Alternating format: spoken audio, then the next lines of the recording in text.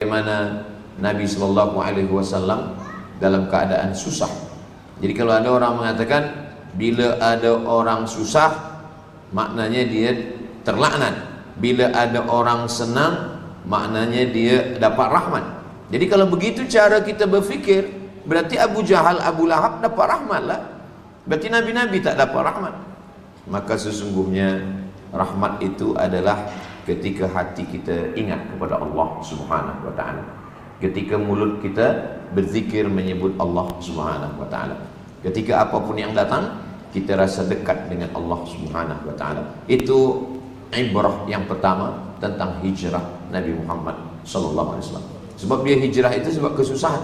Kalau dia tak susah, dia tak akan pindah. Dia tetap berada di kota Makkah Al-Mukarramah, lalu kemudian dia pindah. Ibrah yang kedua adalah bahwa hijrah itu bukan setakat keluar daripada rumah baca doa musafir, bismillahi tawakkaltu 'ala Allah la haula wala quwata illa billah. Bukan begitu. Hijrah itu adalah dia ada strategik. Itu boleh kita ambil pelajaran daripada hijrah. Macam mana Nabi Muhammad SAW hijrah? Ada yang tempat dia nanti transit, dia tidak terus saja berjalan. Sebab dia bila terus berjalan nanti dia ditangkap oleh kafir musyrik. Dia berhenti dulu 3 malam. Dia bertolak dari kota Makkah itu hari Khamis, malam Jumat, malam Sabtu, malam Ahad, 3 malam. Dia tunggu dulu tenang, tengok dulu 3 malam. Selepas 3 malam baru bertolak. Lalu kemudian ada yang menemani dia. Siapa nanti yang akan mengawani dia selama di Jabal Thur? Selama di Jabal Thur itu ada satu sahabat yang setia. Itulah dia Sayyidina Abu Bakar Siddiq. Diabadikan cerita ini dalam Al-Quran. Idhuma fil ghari, ketika mereka berdua di dalam gua. Idh yaqulu li sahibihi, ketika dia berkata kepada sahabatnya, la tahzan. La tahzan ni jadi buku ditulis oleh Syekh Dr. Aid Al-Qarni, judulnya La Tahzan, dan Biset. Jangan kau sedih, jangan kau takut, jangan kau cemas. Innallaha ma'ana, Allah bersama dengan kita. Tapi bila dia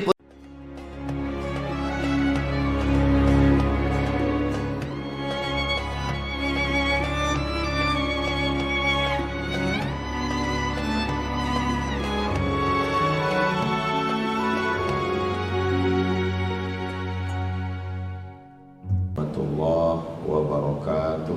Waalaikumsalam warahmatullahi wabarakatuh. Alhamdulillah, Allahumma salli ala Sayyidina Muhammad wa ala ali Sayyidina Muhammad ibni Abdullah wa ala alihi wa sahbihi wa man tabi'ahu wa mawala. Allahumma allimna ma yanfa'una wa anfa'na bima 'allamtana innaka antal alimul hakim. Rabbi syrah li sadri wa yassir li amri wa hlul 'uqdatam min lisani yafqahu qawli. Yang dihormati Tuan Syekh Alwi bin Uthman, pegawai agama daerah Pendang. Yang berbahagia Datuk Kamil Din, penaja utama kuliah perdana kita pada hari yang penuh keberkatan ini. Yang berusaha Tuan Imam Masjid Al-Falah Ferda Sungai Tiang, barisan pegawai Masjid Al-Falah, dan yang dimuliakan para jemaah muslimin dan muslimat. Semua hadirin ini insya-Allah dimuliakan Allah Subhanahu wa ta'ala. Amin ya rabbal alamin. Tajuk kita siang ini ibrah daripada hijrah. Ibrah yang pertama, bahwa orang yang paling dicintai Allah Subhanahu wa ta'ala, Nabi Muhammad sallallahu alaihi wasallam, adalah orang yang juga mengalami kesusahan dalam hidup. Dihalau dari kampung halaman, dibenci oleh pakcik keluarga sendiri, dimusuhi, diolok, diejek. Jadi kalau kita hari ini pernah terusir dari kampung kita, kita ada susah hati, ada sakit badan, ada jiran tetangga yang tak baik, maka kita bandingkan kita ni bukan siapa-siapa, Sedangkan Nabi Muhammad SAW Sayyidul Awwalin wal Akhirin, Sayyidul Anbiya wal Mursalin pun susah juga. A'udzubillahi minasyaitonirrajim. Iyamsaskum qarhun faqad massal qauma qarhun mithlu. Kalau kamu susah, maka orang-orang sebelum kamu pun juga mengalami kesusahan. Jadi bila kita bandingkan diri kita, kita akan datang kesabaran, kita akan datang kekuatan, kita akan merasa bahwa fa inna ma'al usri yusra, inna ma'al usri yusra. Saya selalu, bila saya dalam keadaan susah payah dalam hidup, sedangkan Nabi, orang yang paling dekat dengan Allah, apa kata Allah kepada Nabi Muhammad SAW? Wala sawfa yu'tika rabbuka fatarda. Apapun yang engkau mahu wahai Muhammad SAW, aku akan bagi, kata Allah. Tapi walaupun begitu, kakinya berdarah, giginya patah, keningnya berdarah, dihalau dari kampung halaman. Kalau kita dimusuhi orang lain biasa, tapi kalau yang memusuhi kita ini ahli keluarga kita, maka dalam hati kita amat sangat sakit. Dan itu dialami oleh Nabi Muhammad SAW. Bahkan satu surah khas untuk itu yang selalu kita baca dalam sembahyang. Tabbat siyada abi lahabin wa tabba. Ma aghna anhu maluhu, hartanya.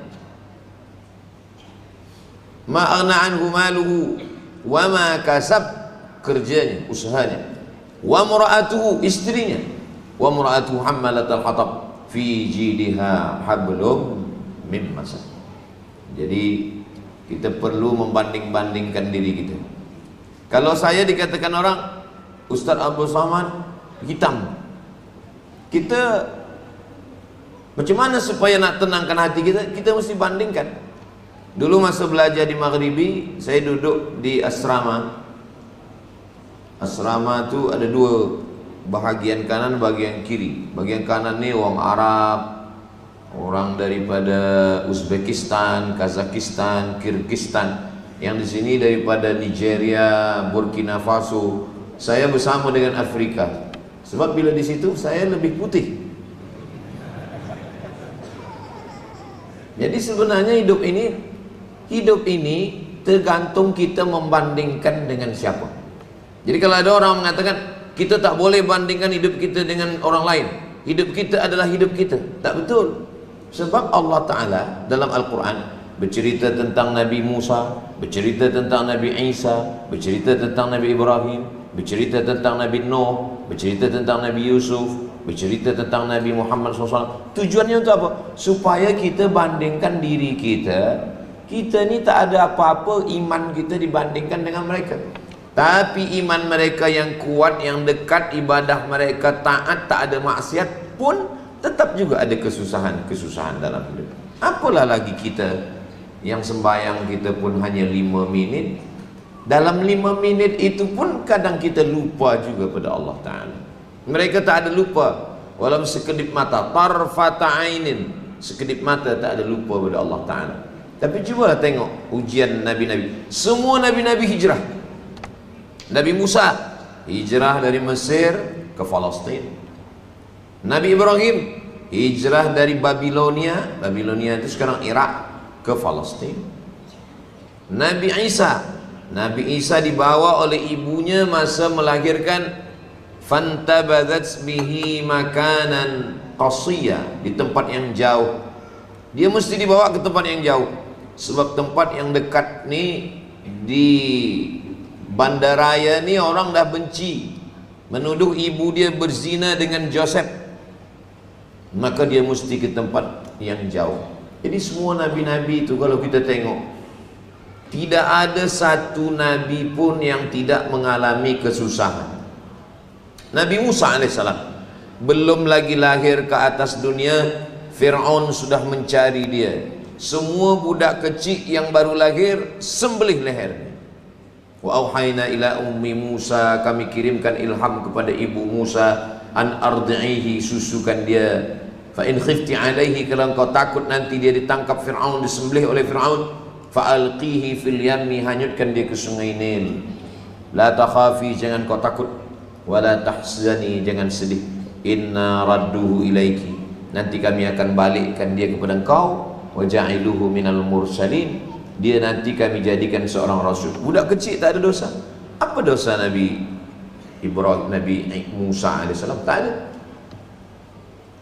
Nabi Musa, Nabi Isa alaihissalam, Nabi Isa alaihissalam belum lagi lahir, bundanya Maryam pun disakiti, dizolimi orang.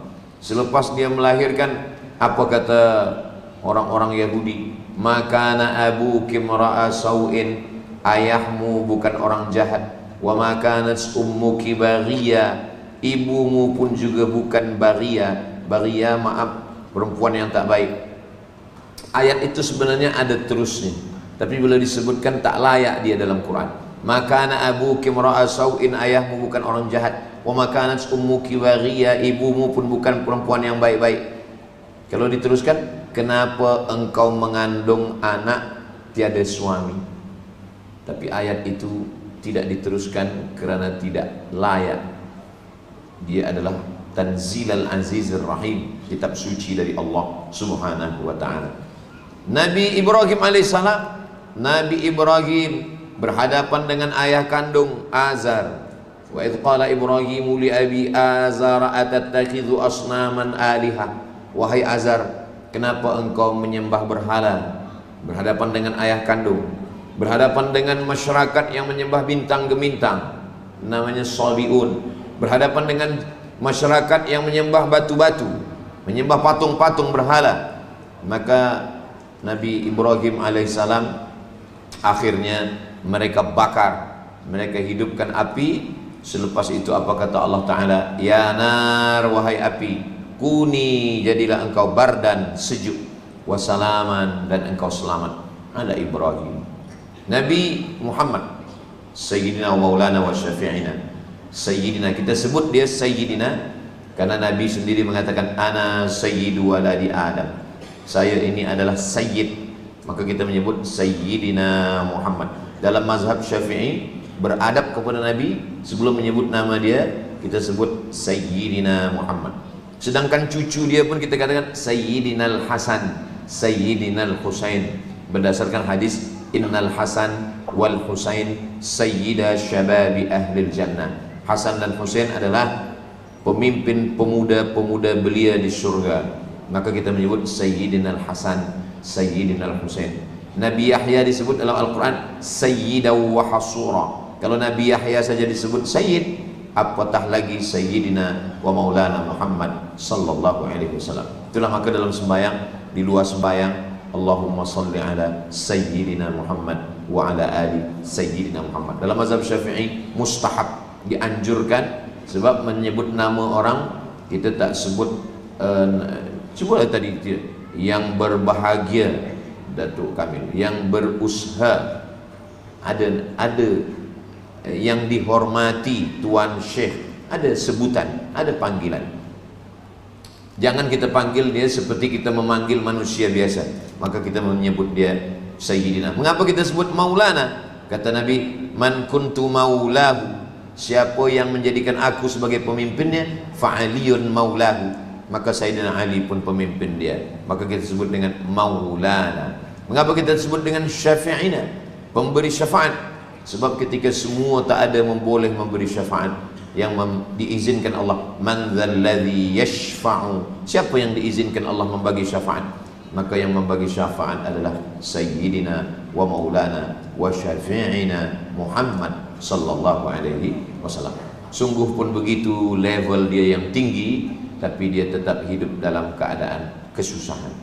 Jadi kalau ada orang mengatakan, saya ni dah sembahyang, saya dah puasa sunat, saya dah iktikaf di masjid, saya dah bertaubat, saya dah bersedekah, kenapa hidup saya susah?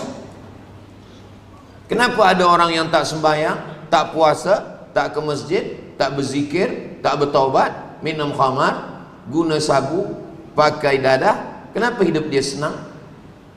Cuba kita tengok Nabi Muhammad, rumah dia kecil. Cubalah tengok bilik Nabi di Masjid Nabawi, itulah rumah Nabi bersama Sayyidatuna Aisyah. Lalu kemudian tempat tidur dia pelepah kurma, jaga daripada tidur, berbekas ada di belakang dia. Lalu kemudian Sayyidina Abu Bakar Siddiq, Umar bin Khattab membagikan dia tilam. Kata dia, aku tak layak untuk berada di atas ini. Lalu kemudian bagaimana Nabi SAW dalam keadaan susah. Jadi kalau ada orang mengatakan bila ada orang susah maknanya dia terlaknat, bila ada orang senang maknanya dia dapat rahmat. Jadi kalau begitu cara kita berfikir, berarti Abu Jahal, Abu Lahab dapat rahmat lah. Berarti Nabi-Nabi tak dapat rahmat. Maka sesungguhnya rahmat itu adalah ketika hati kita ingat kepada Allah Subhanahu wa ta'ala, ketika mulut kita berzikir menyebut Allah Subhanahu wa ta'ala, ketika apapun yang datang kita rasa dekat dengan Allah Subhanahu wa ta'ala. Itu ibrah yang pertama tentang hijrah Nabi Muhammad sallallahu alaihi wasallam. Sebab dia hijrah itu sebab kesusahan. Kalau dia tak susah, dia tak akan pindah. Dia tetap berada di kota Makkah Al-Mukarramah, lalu kemudian dia pindah. Ibrah yang kedua adalah bahwa hijrah itu bukan setakat keluar daripada rumah baca doa musafir, bismillahi tawakkaltu 'ala Allah la haula wala quwata illa billah. Bukan begitu. Hijrah itu adalah dia ada strategik. Itu boleh kita ambil pelajaran daripada hijrah. Macam mana Nabi Muhammad SAW hijrah? Ada yang tempat dia nanti transit, dia tidak terus saja berjalan. Sebab dia bila terus berjalan nanti dia ditangkap oleh kafir musyrik. Dia berhenti dulu 3 malam. Dia bertolak dari kota Makkah itu hari Khamis, malam Jumat, malam Sabtu, malam Ahad, 3 malam. Dia tunggu dulu tenang, tengok dulu 3 malam. Selepas 3 malam baru bertolak. Lalu kemudian ada yang menemani dia. Siapa nanti yang akan mengawani dia selama di Jabal Thur? Selama di Jabal Thur itu ada satu sahabat yang setia. Itulah dia Sayyidina Abu Bakar Siddiq. Diabadikan cerita ini dalam Al-Quran. Idhuma fil ghari, ketika mereka berdua di dalam gua. Idh yaqulu li sahibihi, ketika dia berkata kepada sahabatnya, la tahzan. La tahzan ni jadi buku ditulis oleh Syekh Dr. Aid Al-Qarni, judulnya La Tahzan, dan be sad. Jangan kau sedih, jangan kau takut, jangan kau cemas. Innallaha ma'ana, Allah bersama dengan kita. Tapi bila dia pergi nanti, orang kafir musyrik akan masuk ke dalam bilik dia. Siapa pula yang menggantikan dia di tempat tidur? Yang menggantikan dia adalah Sayyidina Ali karramallahu wajhah. Sayyidina Ali, ayah Sayyidina Ali namanya Abu Talib, ayah Nabi Muhammad namanya Abdullah. Abdul Muttalib dengan Abdullah adik-beradik, yang selalunya masyhurnya ada 5. Abdullah, Abu Talib, Hamzah, Abbas. Abdullah, Abu Talib, Hamzah, Abbas. Hamzah adalah Sayyidus Syuhada. Abbas bersama-sama dengan Nabi Muhammad SAW, ayah daripada Abdullah bin Abbas. Mereka semuanya 10 adik-beradik lelaki. Bernazarlah Abdullah, bernazarlah Abdul Muttalib, kalau nanti anak saya 10, saya akan sembelih 1. Lalu kemudian ketika dia adakan Qur'ah, maka nama yang keluar itu adalah nama Abdullah, ayah daripada Nabi Muhammad SAW. Itulah maka kata Nabi, dikatakan Nabi itu ana ibnu Zabihaini, saya ni anak daripada 2 orang yang hampir disembelih. Yang pertama Abdullah, yang kedua adalah Nabi Ismail alaihissalam. Jadi Nabi itu melangkah dari rumah ada strategik. Nah, kita pelajaran daripada hijrah, ibrah hijrah, apa strategik yang sedang kita jalankan untuk menghadapi tahun-tahun hadapan.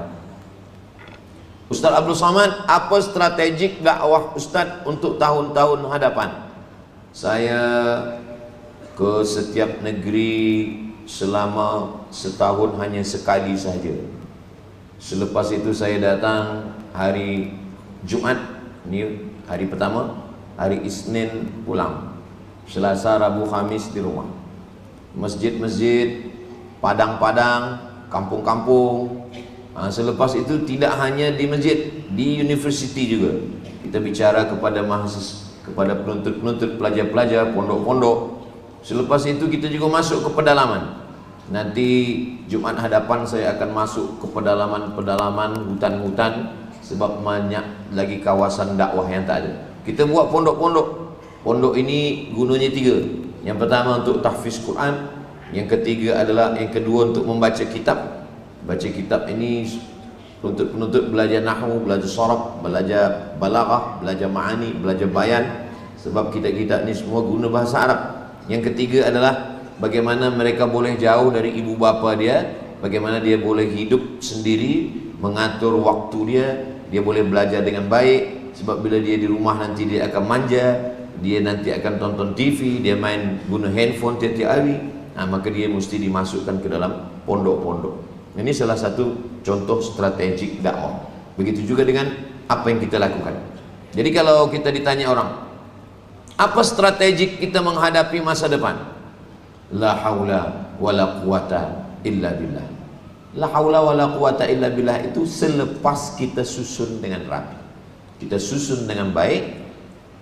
Selepas kita susun, kita berdoa. Selepas berdoa, barulah kita bertawakal kepada Allah Subhanahu wa ta'ala.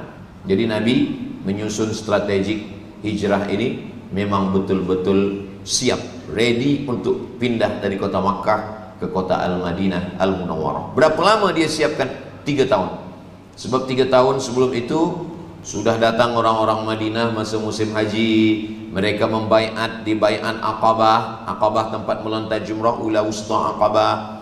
Lalu kemudian Nabi sudah mengirim beberapa utusan yang berdakwah ke kota Madinah. Selepas semuanya ready siap, barulah Nabi melangkahkan kaki, Bismillahirrahmanirrahim, la haula wala quwata illa billah. Siapa saja yang berperan dalam hijrah ini, yang paling besar perannya adalah Sayyidina Abu Bakar Siddiq. Yang tidur di tempat tidur Nabi, Sayyidina Ali. Yang membawa makanan ke atas, Asma binti Abi Bakar. Yang membawa berita yang ada di Makkah, hiruk pikuk ramai, apa yang terjadi siang ini dibawa malam ke atas oleh anak Abu Bakar, namanya Abdullah bin Abi Bakar. Mesti ada yang menjaga di kaki bukit. Dia menengok tiap hari jangan-jangan musuh naik ke atas, namanya Amir bin Fuhairah. Ada satu penunjuk jalan, sebab bila lalu jalan biasa nanti orang akan tangkap. Mesti cari satu jalan khas yang menunjuk jalan ini, namanya Abdullah bin Uraiqid. Padahal bila kita tengok dalam sirah sejarah Nabi, sebelum itu Nabi juga jalan jauh, lebih jauh daripada Madinah. Tapi tak ada orang sebanyak itu. Cukup Nabi sendiri saja. Yang manusia Nabi sendiri saja. Yang lain itu bukan manusia. Jibril bukan manusia, Burak bukan manusia. Bertiga. Nabi Muhammad SAW, malaikat Jibril dan Burak. Ketiga-tiga makhluk ini berbeza. Dan mereka melakukan perjalanan lebih jauh daripada Madinah. Ceritakan dalam Al-Quran, Subhanalladzi asra bi'abdihi laylan minal masjidil haram ilal masjidil aqsa. Kemudian dalam surat An-Najm, laqad ra'ahu nazlatan ukhra inda sidratil muntaha. Tapi tak ada perlu orang banyak. Apa beza hijrah dengan Isra Mi'raj? Isra Mi'raj adalah rihlah ilahiyah, perjalanan ketuhanan. Sedangkan hijrah adalah rihlah insaniyah, perjalanan kemanusiaan. Kita tidak disuruh untuk Isra Mi'raj, kita disuruh untuk hijrah. Tapi banyak umat Islam ini, dia nak hijrah tapi naik ke Sidratul Muntaha. Kita tidak disuruh pergi ke hijrah Sidratul Muntaha. Kita cukup berhijrah dari tak baik kepada yang baik. Hijrah bukan pindah tempat. Hijrah adalah man hajara ma nahallahu anhu. Manil muhajir? Siapa orang yang hijrah itu wahai Rasulullah? Rasulullah SAW menjawab, man hajara ma nahallahu anhu. Orang yang meninggalkan semua yang dilarang Allah SWT. Bila hijrah itu pindah tahun, tentulah kita tiap tahun hijrah. 1445, 1446, 1447, tahun hadapan 1448. Tapi hijrah adalah pindah dari yang maksiat kepada taat, hijrah daripada khamar kepada taubat, hijrah daripada dosa kepada amal ibadah. Itu barulah dia betul-betul hijrah, dan ada strategi kita untuk melakukan hijrah. Ibrah yang ketiga. Ibrah yang ketiga, kalau kita senang banyak kawan tertawa, tapi kalau kita susah kita ada kawan menangis. Falyadhaku qalilan waliyabku katsiran. Hendaklah mereka banyak menangis dan sikit tertawa. Apa beza orang menang dengan orang kalah? Orang menang banyak kawan, orang susah punya sahabat sejati. Nabi Muhammad SAW punya sahabat sejati. Sebab apa?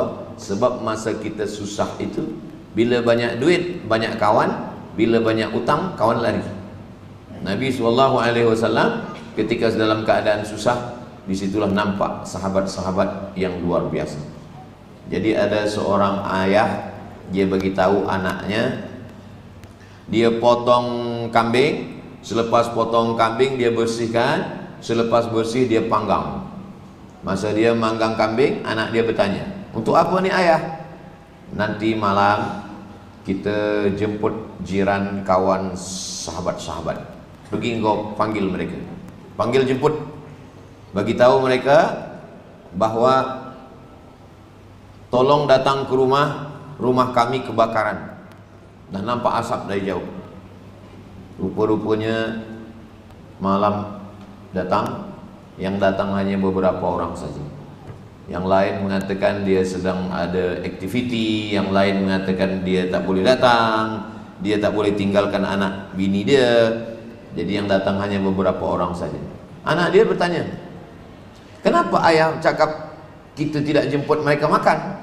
Sebab bila jemput makan ramai yang datang, tapi kalau kita jemput nak padamkan api, sikit yang datang. Mereka inilah yang layak untuk mendapatkan kambing yang kita panggang malam. Tapi ini tak boleh diamalkan.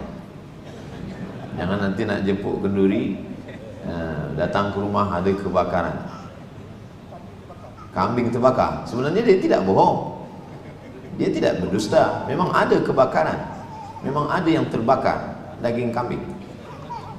Jadi kalau kita susah, disitulah baru nampak. Makanya bila Allah bagi kelapangan kita, kesenangan kita, rezeki agak dilebihkan sikit, ada kekuasaan dititipkan Allah, maka ingatlah kawan-kawan masa susah dulu.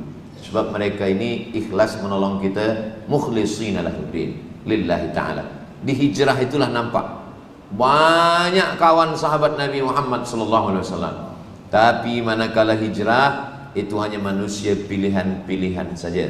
Dan di antara sahabat Nabi, itulah dia Sayyidina Abu Bakr As-Siddiq radhiyallahu anhu, Sayyidina Ali karramallahu wajhah, Amir bin Fuhairah, Abdullah bin Abi Bakar radhiyallahu anhuma, Asma binti Abi Bakar yang menikah dengan Zubair ibn al-Awwam, punya anak lelaki bernama Abdullah ibn Zubair ibn al-Awwam radhiyallahu anhum ajma'in. Semoga Allah meridai mereka semua insyaallah, amin ya rabbal alamin. Nah, apa maknanya? Bahwa ibrah yang ketiga adalah ketika Allah Subhanahu wa taala membuat Nabi sallallahu alaihi wasallam dalam keadaan susah ini, datang orang-orang yang menolong. Dan sahabat-sahabat ini bukan dari keluarga. Yang menolong datang dari kota Al-Madinah Al-Munawwarah. Taif lebih dekat. Ini Makkah, ini Taif, lebih kurang 100 km. Taif, tapi Taif tak nak tolong. Taif menolak. Mereka tidak sambut Nabi dengan tala'al badru alaina. Mereka tidak sambut Nabi dengan marhaban ya nurul aini. Mereka sambut Nabi dengan batu, dengan kayu, dengan tulang unta, sampai berdarah kaki Nabi SAW, sampai datang malaikat penjaga gunung-gunung namanya Malakul Jibal.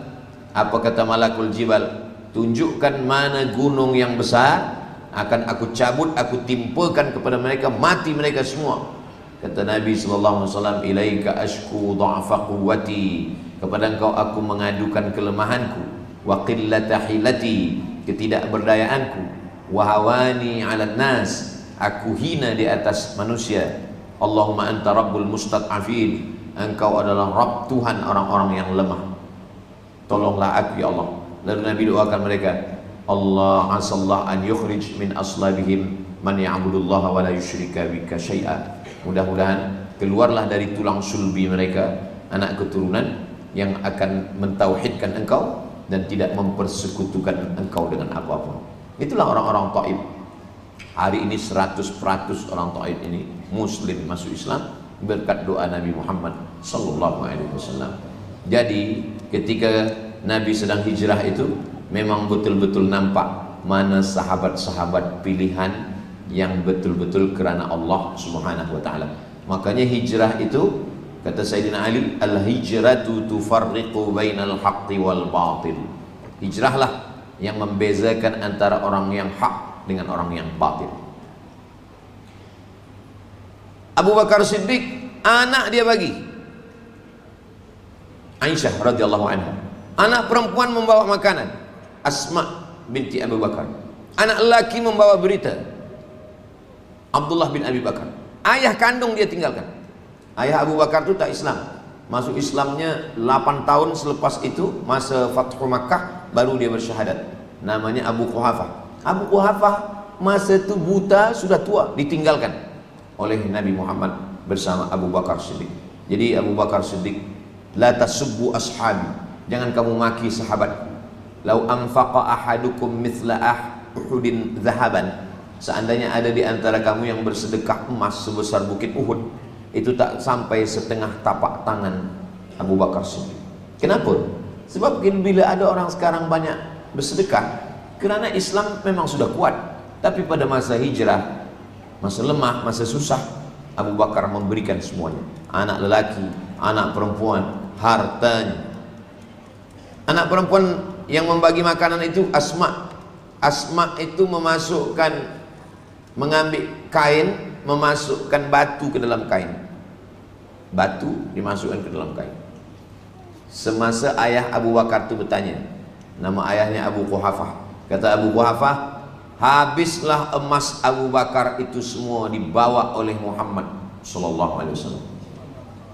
Kata Asma, masih ada Datuk, masih ada Datuk, emas itu masih ada lagi. Kata Abu Quhafah, kalau memang ada emas itu mana dia? Lalu kemudian Asma mengambil emas itu, dia masukkan ke dalam kain, lalu dia tunjukkan ke Abu Quhafah. Abu Quhafah pun memegang batu. Abu Quhafah ni buta, dia tak menengok. Dia pegang, oh ya masih ada lagi.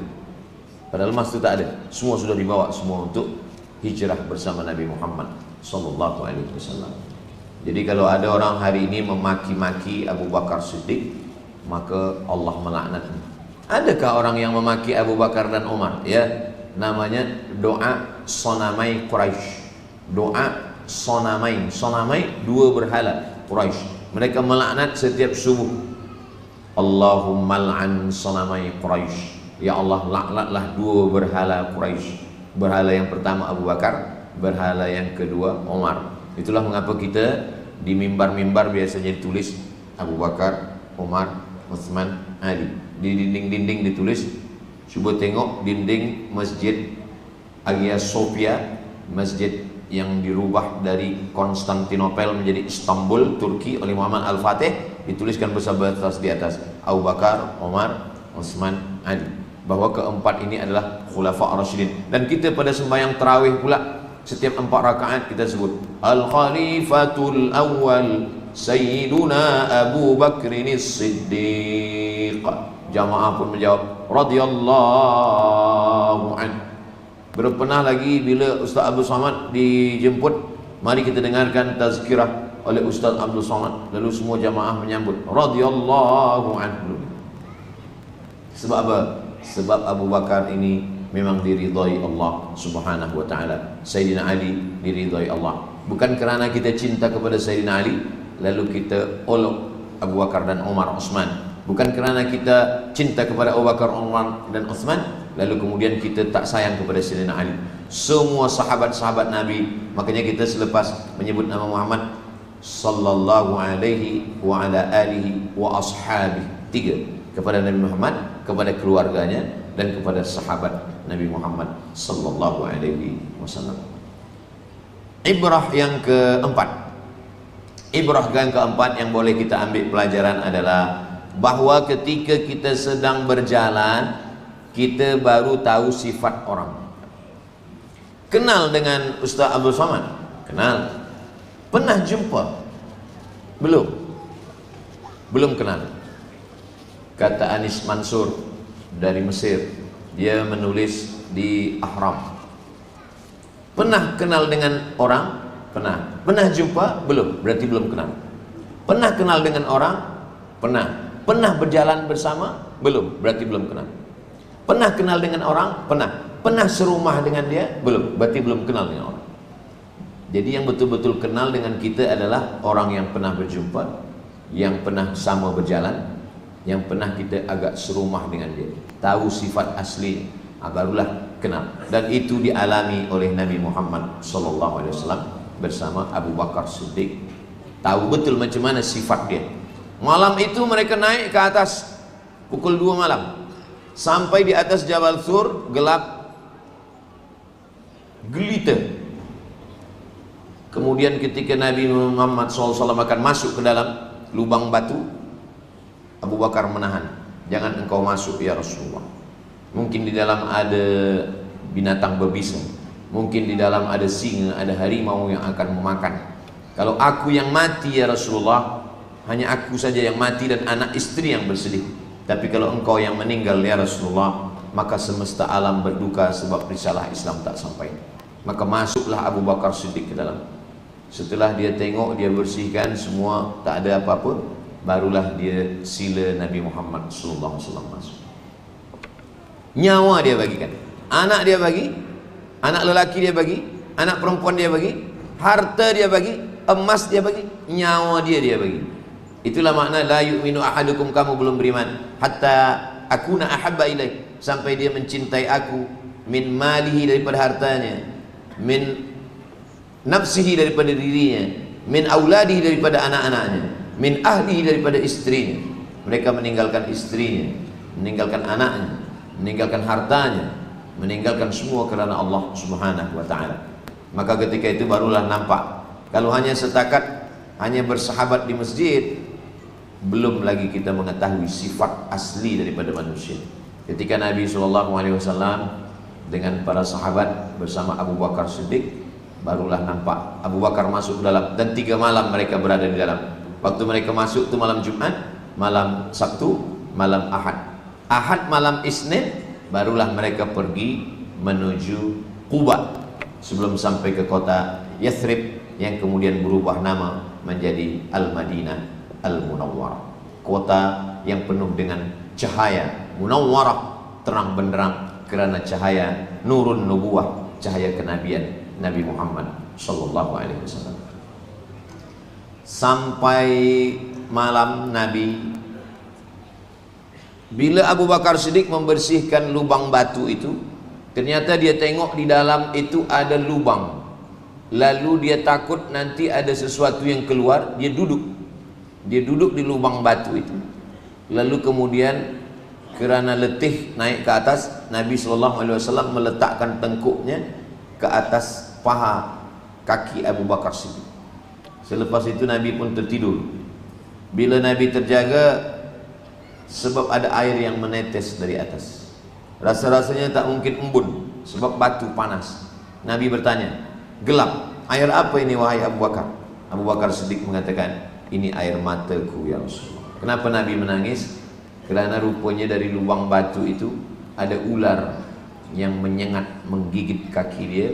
Maka dia tak tahan. Kakinya boleh dia tahan tak bergerak, tapi air matanya tak boleh dia tahan.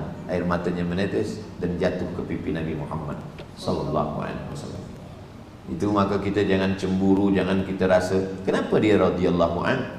Jadi kalau ada yang nak dapat radhiyallahu an, cubalah ambil ular, letakkan ke kaki, kalau tahan tak bergerak, bolehlah radhiyallahu an.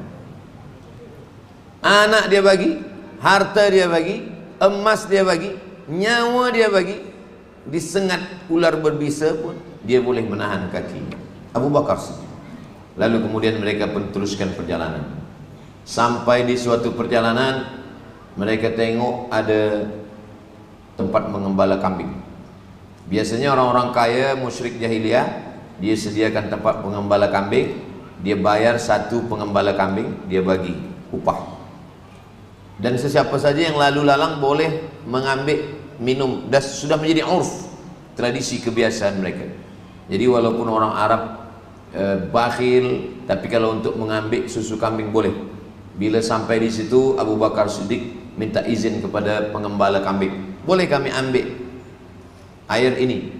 Kata pengembala kambing, silalah kalau ada air susu kambing. Sebab sekarang ini sedang musim kemarau, musim panas, tak ada air susu kambing. Kambing-kambing kurus, tak minum. Disitulah nampak mukjizat Nabi Muhammad SAW. Setelah itu dapat air, Abu Bakar Siddiq menyapu bagian bawah. Dia takut ada pasir yang jatuh ke kain Nabi. Dia bersihkan, selepas dia bersihkan, dia bagi ke Nabi SAW. Nabi meminum. Fasyariban nabiyyu hatta irtawaitu. Nabi meminum air itu hingga hausku hilang. Yang meminum Nabi, tapi yang hausnya hilang Abu Bakar. Rupa-rupanya kalau kita ni dah dekat berkawan, menengok kawan minum, haus kita boleh hilang. Saya belum sampai begitu. Saya menengok pakcik minum, haus saya menjadi-jadi. Itulah makna ukhuwah. La yu'minu ahadukum, kamu belum beriman, hatta yuhibba li akhi, sampai engkau sayang kepada saudaramu ma yuhibbu li nafsi, sayang macam sayang pada diri sendiri. Mengukur iman ni bukan berapa banyak kita puasa sunat. Mengukur iman ni bukan tengok berapa kali kita tahajud. Mengukur iman ni bukan tengok berapa kali kita ke Baitullah. Walaupun semua ibadah ni baik, sembahyang baik, tahajud baik, umrah baik, puasa sunat baik, semua baik. Tapi iman diukur dari rasa. Bagaimana kita boleh merasa? Cuba kita menung. Haji sudah, puasa sunat sudah, sembahyang sudah. Adakah kita rasa sakit menengok anak Palestin disiksa? Adakah kita merasa sakit menengok anak Palestin tak makan? Adakah kita merasa sakit menengok orang Palestina? Kalau ada, berarti kita beriman. Kalau tak ada, kita perlu berdoa kepada Allah. Kita khawatir kita dah mati rasa. Kita belum mati, tapi rasa kita dah mati duluan. Kenapa mati rasa? Sebab mungkin makan syubhat. Kenapa merasa ini boleh mati? Kita kalau terlampau lama duduk, itu kaki kita boleh mati rasa, tak ada rasa lagi, kebas. Maka begitu juga kalau hati kita yang sudah tak ada rasa lagi. Makanya kata Nabi, la yabitu syab'anan, tidak boleh orang tidur dalam keadaan kenyang. Wajaruhu ila jambihi ja'i'un, jirannya kelaparan. Sehebat apapun tahajud malam, kaki sampai bengkak, sehebat apapun orang membina masjid, tapi kalau jirannya kelaparan, dia tak peduli, laisa bil mu'min, dia bukan orang beriman, kata Nabi Muhammad sallallahu alaihi wasallam. Jadi ibrah yang keempat adalah dengan hijrah itu nampak betul bagaimana kawan ini merasakan perasaan yang sama dengan kita. Sama-sama susah, sama-sama senang, sama-sama bahagia. Menengok Nabi senang, dia ikut senang. Sekarang banyak manusia ini senang menengok orang susah, susah menengok orang senang. Menengok kawan susah, ikut senang. Menengok orang senang, dia pula susah. Na'udzubillah. Mudah-mudahan kita termasuk orang yang ikut senang menengok kesenangan orang lain. Makanya dalam Islam ni ada namanya tahniah. Dah jadi bahasa Melayu, tahniah.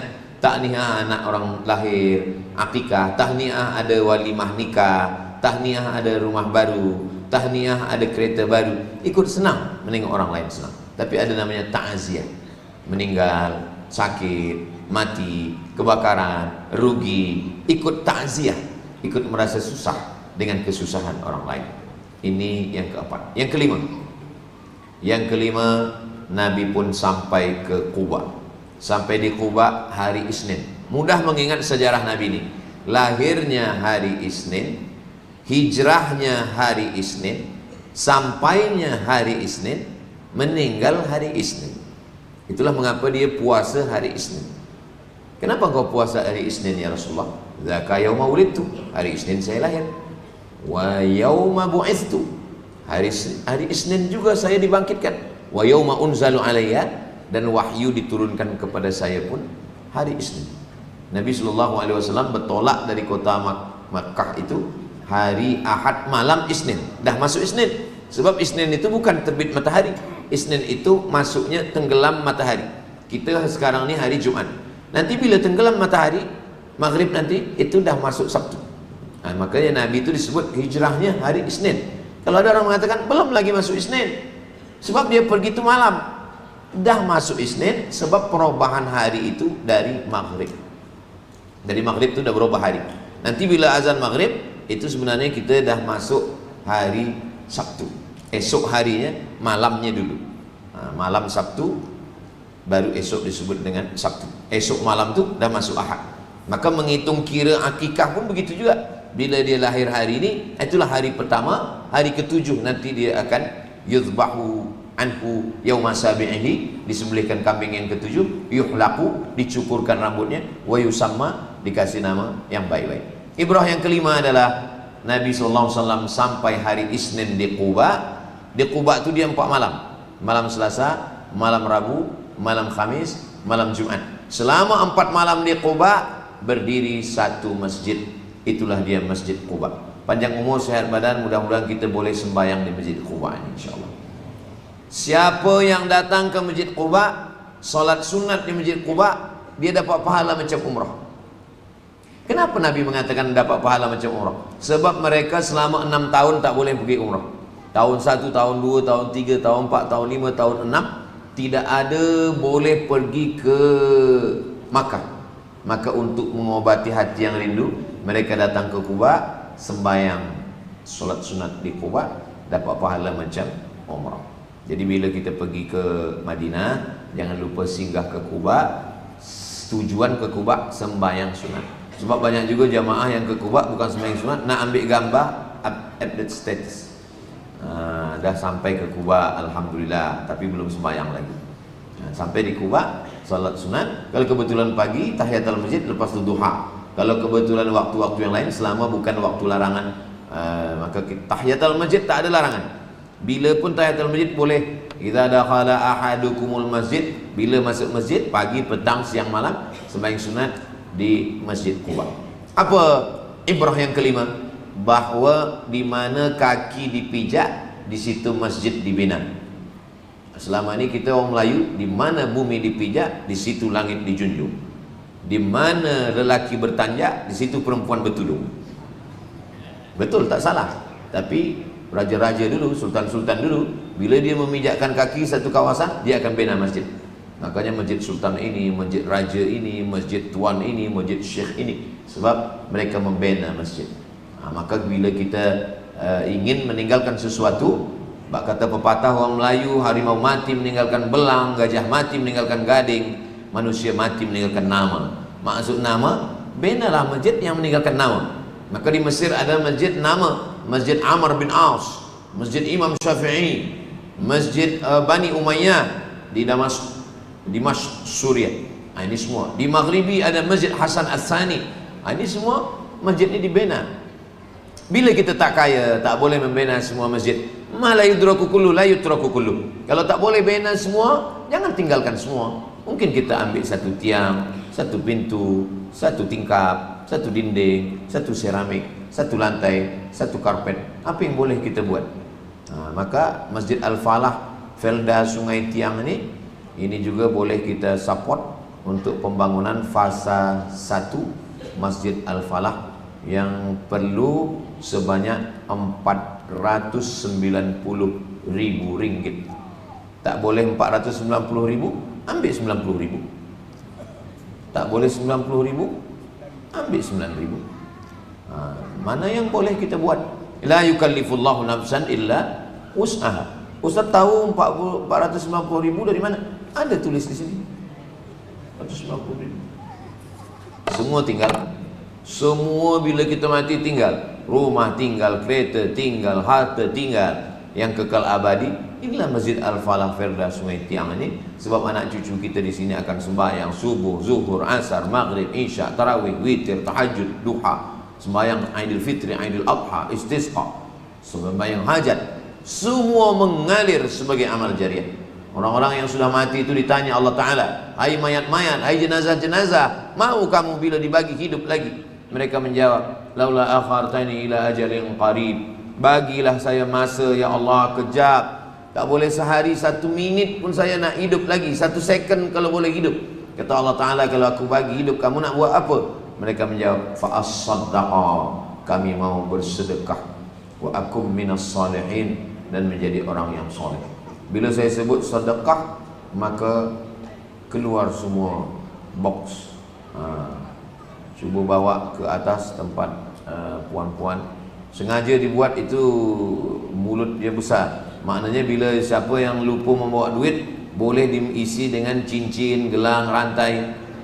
Boleh diisi, nanti dijual, dibenakan untuk masjid pembangunan fasa 1 Masjid Al-Falah Felda Sungai Tiang. Inilah yang akan menolong kita di hadapan Allah Subhanahu wa taala. Yauma la yanfa'u malun, hari itu tak ada guna harta, wala banun, tak ada guna anak, illa man atallah, kecuali orang yang datang menghadap Allah biqalbin salim, dengan hati yang bersih. Mana hati yang bersih? Hatinya bersih, karena hatinya bersih dia memberikan sedekahnya. Orang-orang yang bersedekah itu didoakan oleh malaikat. Apa kata malaikat? Allahumma a'ti munfiqan khalafa, ya Allah bagilah dia ganti. Malaikat yang mendoakan pasti dikabulkan Allah. Hadisnya ada dalam Sahih Al-Bukhari, Allahumma a'ti munfiqan khalafa, ya Allah bagilah dia ganti. Orang yang tidak bersedekah, Allah Maha Adil. Yang tak nak bersedekah pun didoakan juga. Allah kirim juga malaikat mendoakan dia. Apa kata malaikat? Allahumma a'ti mumsikan talafa, yang tak nak bersedekah binasakanlah dia. Mudah-mudahan kita selamat daripada binasa. Biasanya binasanya datang dari yang kecil-kecil dulu. Keluar nanti dari masjid, tiba-tiba je selipar hilang, mungkin helmet hilang, lama-lama suami pun boleh hilang juga. Na'udzubillah. Mudah-mudahan selamat semuanya insyaAllah. Saya bukan nak takut-takutkan, saya hanya bacakan hadis dan terjemahnya saja. Hadisnya ada dalam Sahih Al-Bukhari, Sahih Muslim. Allahumma a'ti munfiqan khalafa, ya Allah bagilah dia ganti. Allahumma a'ti mumsikan talafa, berikanlah dia kebinasaan. Jadi selama 4 hari tegak satu masjid. Saya pun berharap-harap nanti bila saya balik, saya dapat kabar dari pengerusi Masjid Al-Falah Felda Sungai Tiang, Ustaz Abdul Somad, selepas 4 hari Ustaz balik, alhamdulillah terkumpul 490,000 insyaAllah. Amin.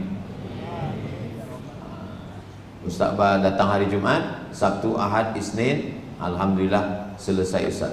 Kalaupun belum juga, saya berharap jamaah datang kemari.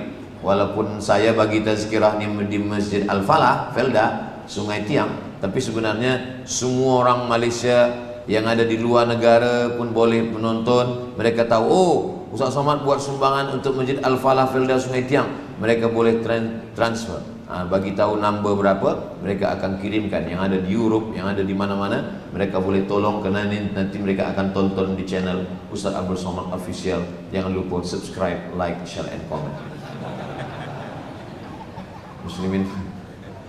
Muslimin muslimat yang dimuliakan Allah Subhanahu wa taala. Ma la yudraku kulluh, la yutraku kulluh. Kalau tak boleh bina semua, jangan tinggalkan semua. Apa yang boleh kita buat? Sebab kita ditanya bukan kamu buat satu masjid apa tidak? Tidak.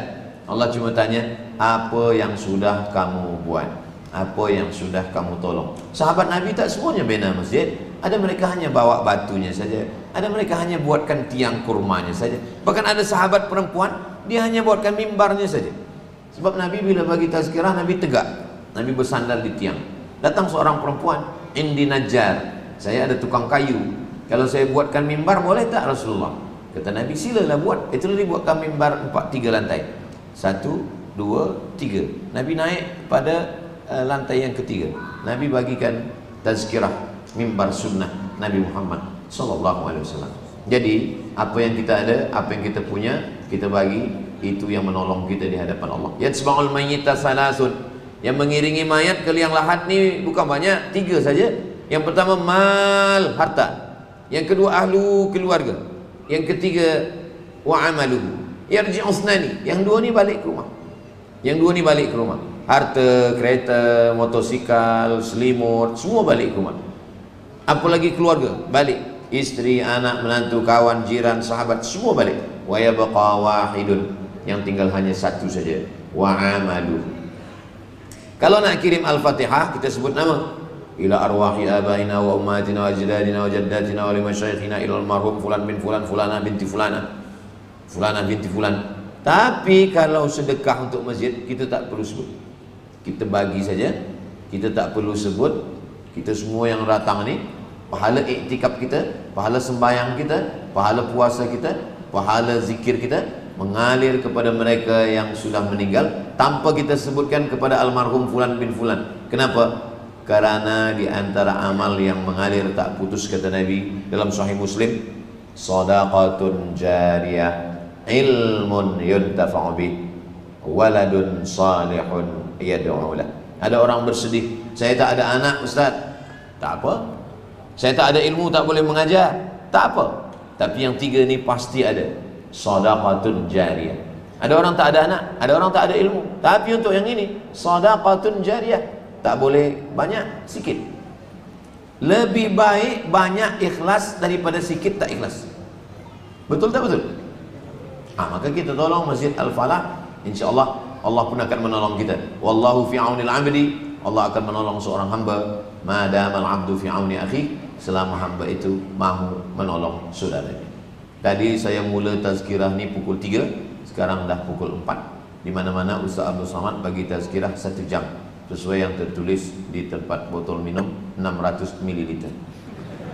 Ini sebetulnya sikit, 300 ni. Di mana-mana